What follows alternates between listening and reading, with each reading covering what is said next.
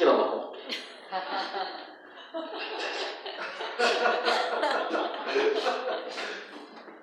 네, 커피 마시면 우리 이수현 집사님 계시면 커피를 한 잔 딱 들었을 건데. 아니요. 지금 제가 커피 먹고 싶어 그런 게 아니고 향만 맡고 싶어서 그래요. 그냥 입으로 먹으면 몸에 부작용이 없기 때문에. 냄새 맡는 거예요. 옛날에 제 모습 같은 담배 냄새가 특히 나면 말을 못하고 여기서 올라가면 선생님 앞에 드릴까요? 아니요. 냄새 맡으라고? 그것도 너무 고문이에요. 아니, 우리 사모님 어젠가 그러더라고. 내가 음식 먹는 거 보더니 막 불쌍하대. 마음대로 먹는 걸 못하니까. 왜? 이빨도 살아있고 위도 살아있고 뭐든 먹어도 소화시킬 수 있는 모든 게 다 가지고 있는데 딱 하나가 부족했어. 그죠? 그게 참 힘들어요. 그 절차가. 너무 올라가니까. 그죠? 혈압이요? 혈압 아니고요. 당이. 근데 당 실제로요, 우리가 잘 몰라 그렇죠. 체크해 보시면요, 실제로 체크해 보시면 본인 모르는 사이에 올라갑니다. 맞아요. 본인 모르고 있는 사람 네. 많아요. 많아요. 목사님 감사합시다. 저는 3D 가지고 있잖아요. 네? 3D. 그것도 뭐예요? 당뇨 고혈압 플러스. 할렐루야. 목사님 그러면 인슐린 지금 하고 있어요? 아니면 약 맞아요? 약도 안 먹고 인슐린도 안 맞아요. 이제 약은 드셔야 되는데. 아니 의사가 그랬어요. 의사가 약 드시지 마시고 관리해 보자고. 그런데 먹고 싶은 걸 못 먹잖아요. 그게 더 스트레스인데. 네, 근데요, 차라리 먹고 싶은 걸 덜 먹고 그게 낫죠. 그래요? 저는 약 먹고 관리하기 싫어서. 그게 1단계예요. 네, 아주 1단계에서 네. 단계가 안 높아서 그래요. 네, 맞아요. 네, 제가 그래서 심해지면 약 먹겠다. 그러니까 의사가 그럼 관리합시다 그러더라고요. 제가 관리를 워낙 잘해오니까 제가 또 모범적이지 않습니까? 조금만 더 방심하면 확 올라가거든요. 네. 우리 사모가 불쌍히 얘기할 만큼. 네. 자, 26장에 보면 이제 그 다윗과 사울의 두 번째 만남이 이루어지는데요. 어디서 이루어집니까? 하길라 산이죠.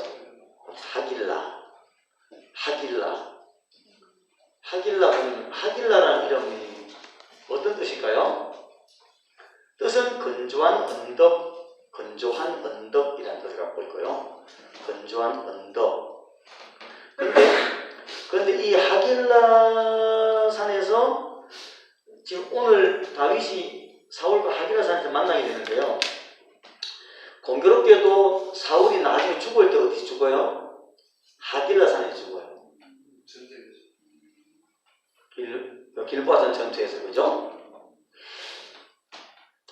자,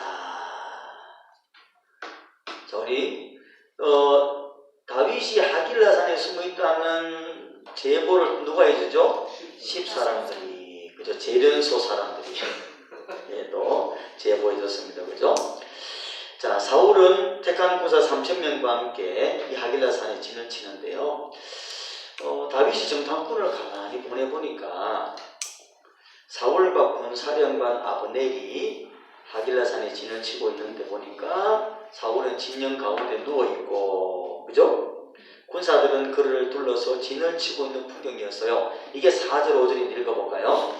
자, 4절 5절 시작. 이에 다윗이 정탐꾼을 보내어 사울이 과연 이런 줄 알고 다윗이 일어나 사울을 진친 곳에 이르러 사울과 넬의 아들 군사령관 아브넬이 머무는 곳을 본즉 사울이 진영 가운데 누웠고 백성은 그를 둘러 진쳤더라. 그런데 가까이 가서 가만히 보니까 진을 치고 있는 게 아니고 어떤 풍경이었어요? 7절 봅니다. 다윗과 아비새가 밤에 그 백성에게 나아가 본즉 사울이 진영 가운데 누워 자고, 그죠? 창은 머리 곁 땅에 꽂혀 있고 아브넬과 백성들은 그를 둘러 누웠는지라. 누워서 다 뭐예요?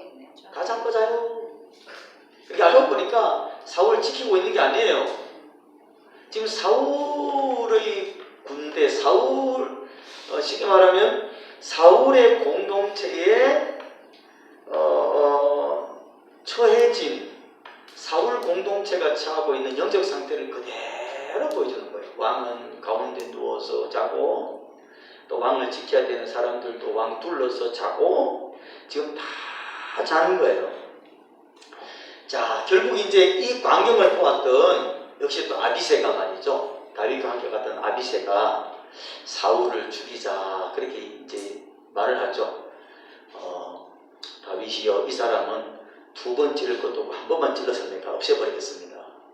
그럴 때에 다윗이 또 어떻게 해요? 또 허락하네요. 결국 뭐만 가져오죠? 창과 물병만 가지고 오는데요. 자, 우리가 이제 특히 12절 말씀 한번 볼게요. 사울 공동체가 가지고 있던 영적인 모습, 결국 멸망당할 수밖에 없는 모습인데요. 12시작. 다윗이 사울의 머리 곁에서 창과 물병을 가지고 떠나가되 아무도 보거나 눈치채지 못하고 껴있는 사람도 없었으니 이는 여호와께서 그들을 깊이 잠들게 하셨으므로 그들이 자 잠들어 있었기 때문이었더라. 근데 여기에요, 지금 누가 그들을 잠들게 하신 거예요? 여호와께서 그들을 깊이 잠들게 하셨다. 근데 깊이 잠들게 했다라는 이것은요, 영적으로 보면 죽음을 암시하는 내용입니다. 죽음. 우리가 창세기 2장 21절 한번 볼게요. 누가 한번 읽어주시죠. 창세기 2장 21절. 목소리 좋은 분이 읽어주시면 읽으세요. 역시 할렐루야. 아주 올려냈어요. 진짜. 아니, 방금 그 소리가 우리 거 보면 뭐 성경 읽기 같은 거 있죠? 그러니까 완전 빠르. 성우 소리요, 성우 소리. 읽어주세요. 네. 여호와 하나님이 하나님을 잠들게 하시니 잠들게 그가 그 갈빗대 하나를 취하고 철로 대신 채우시고. 네, 그죠? 이게 지금 어떤 광경이에요? 하나님이 아브라함의 몸에서 갈빗대를 끄집어내어서 하와를 만드시는 그 광경이죠. 네. 알고 예. 있어. 아담을 보면서 예. 자, 그런데 아담에게서, 그죠? 네. 그때 자 보세요. 우리가 상식적으로 생각해 볼게요. 자, 우리 안완식 집사님 방금 잘 읽어주셨는데, 안완식 집사님을 잠시 이제 잠들었어요. 잠들었는데 옆에서 옆구리 칼로 쭉 째가지고 갈비뼈 끄집어내면 집사님 알까 모를까요? 기겁을 하고 있다, 기겁하고. 그죠? 근데 그러니까 여기서 지금 하나님이 잠들겠다는 것은 무엇인가 하면요, 일시적 죽음입니다. 그렇게 보셔야 돼요. 그러니까 지금 여기에서 사울의 공동체의 영적 상태도 뭐예요? 죽었다라는 거예요. 죽었다.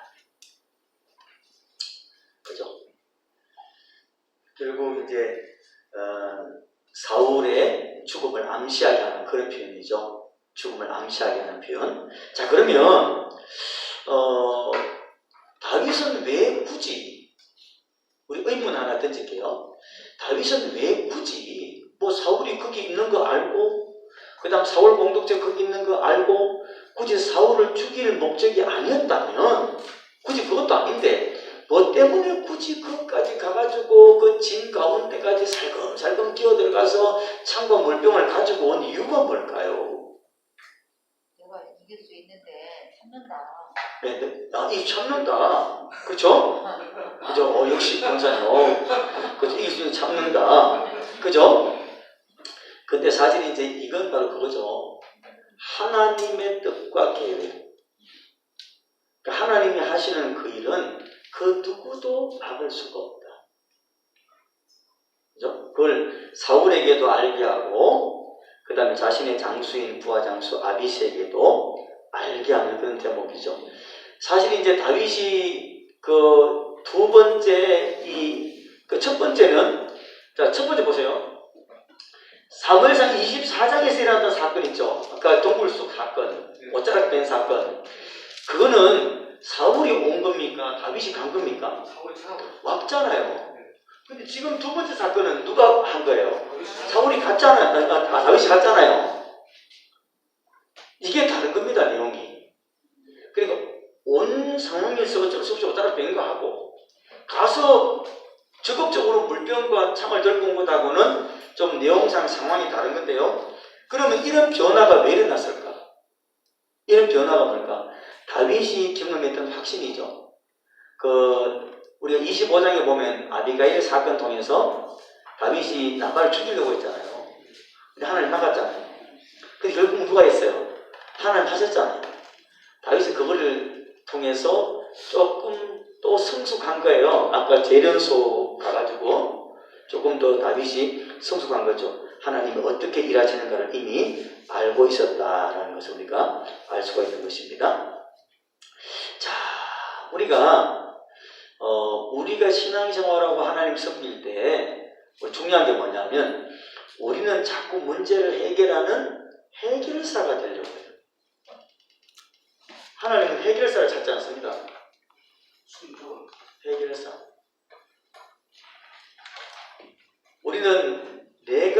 우리가 자꾸 문제 해결하는 해결사가 되려고 하는데 사실은 문제를 해결하는 해결사가 되지 말고 해결받는 사람이 되어야 합니다. 우리 하나님 은혜 안에서 문제를 해결받는 사람이 되어야 돼요. 우리 한번 이건 따라합시다. 해결사가 되지 말자. 해결받자. 날마다 하나님으로부터 우리 해결받는 사람. 그죠? 예. 베드로전서 5장 7절부터 나온 말씀에도요. 예, 참 중요한 말씀 나오죠. 너희 염려를 다 주께 맡겨버리라. 근신하라 비하라 너희 뇌정마귀가 우는 사자같이 돌아다니며 삼킬 자를 찾나니. 이게 말씀이 딱 연결되어 있거든요. 그러니까 염려하는 것은 마귀가 뛰어들게 하는 길을 내주는 거예요. 선택은 우리가 항상 못하는 항상 두 가지 중에 있어요.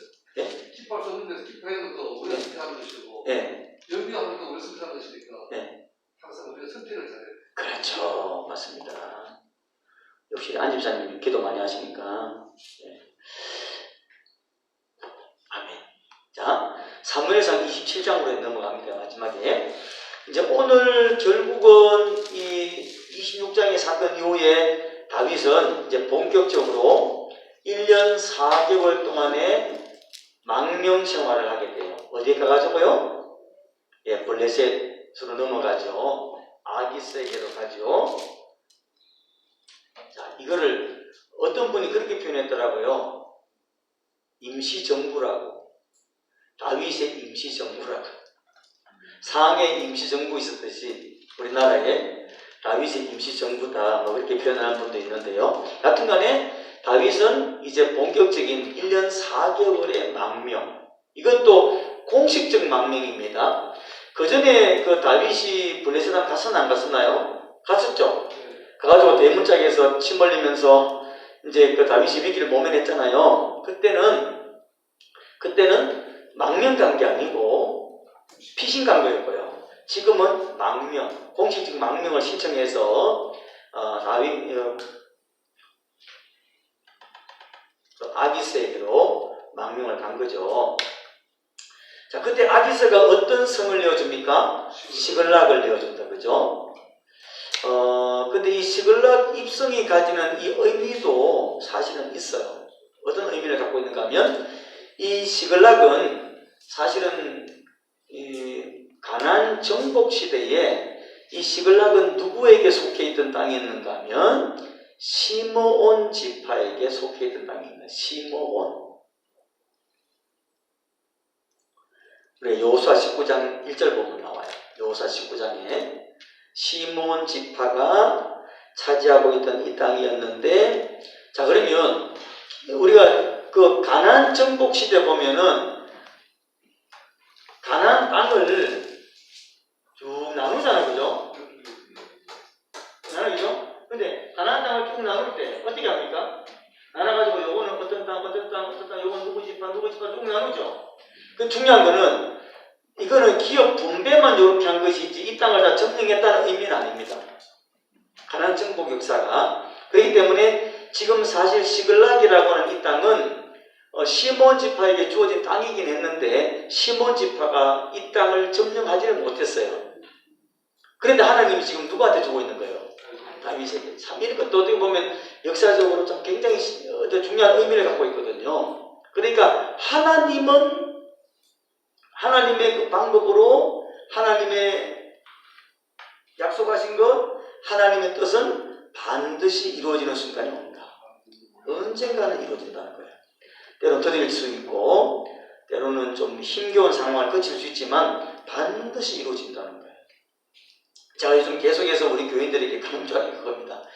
절대로 하나님 뜻대로 행하신다. 낙심하지 마라.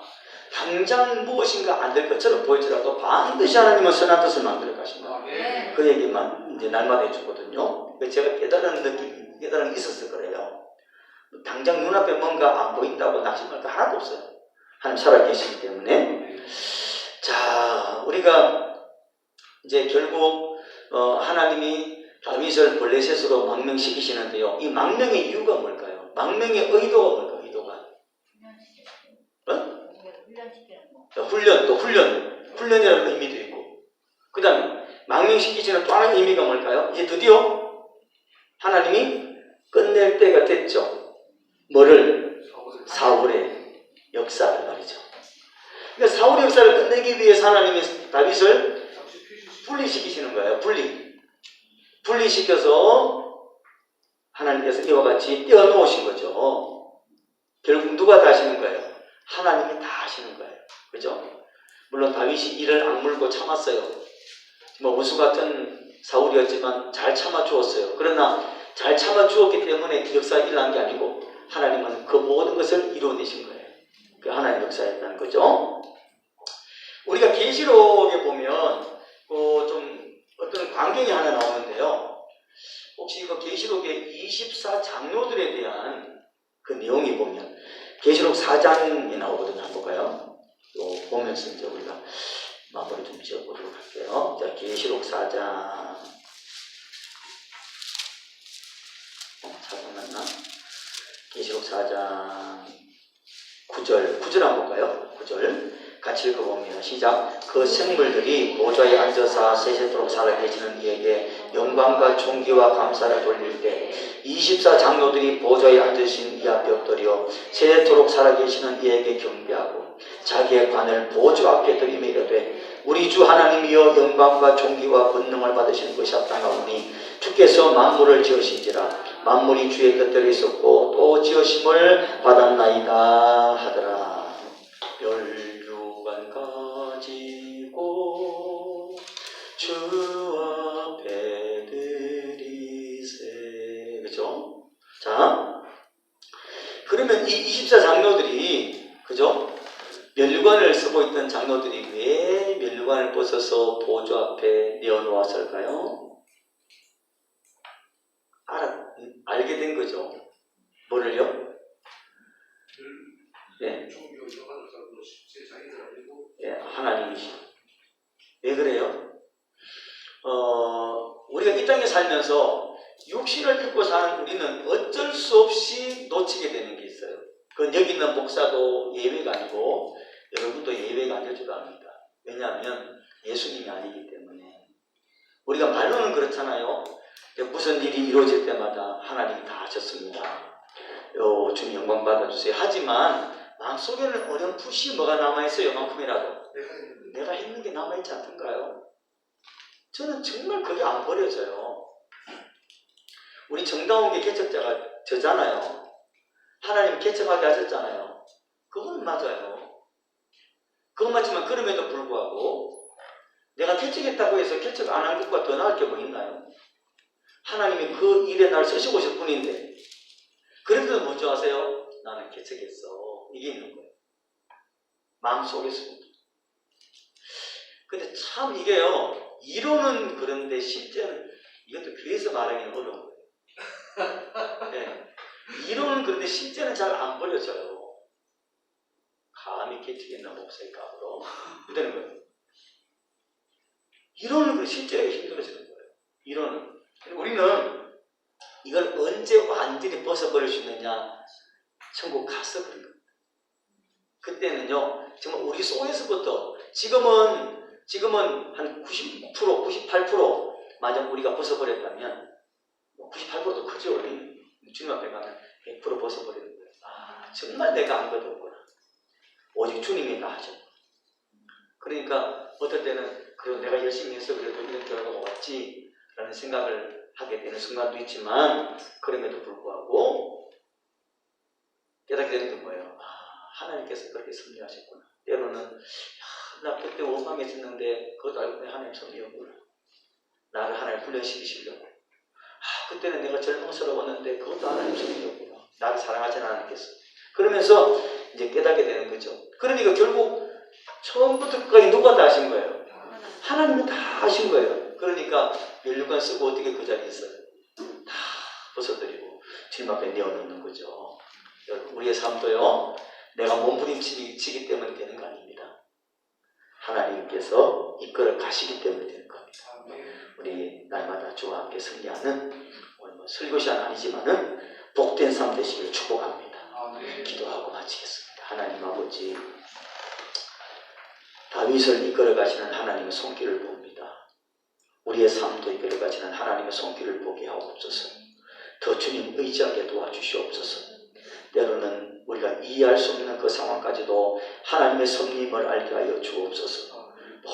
모든 삶을 통해서 하나님만이 영광을 받아주시고 우리가 어떠한 상황에도 의젓이, 어떠한 환경 속에도 의젓이 우리에게 맡겨진 그 배역을 잘 감당해낼 수 있도록 하나님 은혜를 주셔서 이 시대 속에 하나님께 칭찬받고 사랑받고 인정받는 귀한 하나님의 사람들이 되게 하여 주시옵소서. 이곳 신학교에서 함께 공부하며 걸어가는, 또 함께 주를 섬기며 걸어가는 우리 사랑하는 귀한 형제와 자매들, 동역자들에게 하나님 은혜 주시고 하늘의 신령한 것, 땅의 기름진 복 날마다 허락해 주셔서 하나님 은혜로 힘있게 주의 길을 갈 수 있도록 은총을 허락하여 주시옵소서. 함께 하실 줄로 믿습니다. 감사드리며 살아계신 예수님 이름으로 기도드리옵나이다. 아멘. 고맙습니다. 오늘 오랜만에 왔잖아요. 네. 그래서 제가 추석불을 갖고 가방에 넣었거든요. 네. 가방을 두고 왔어요. 다음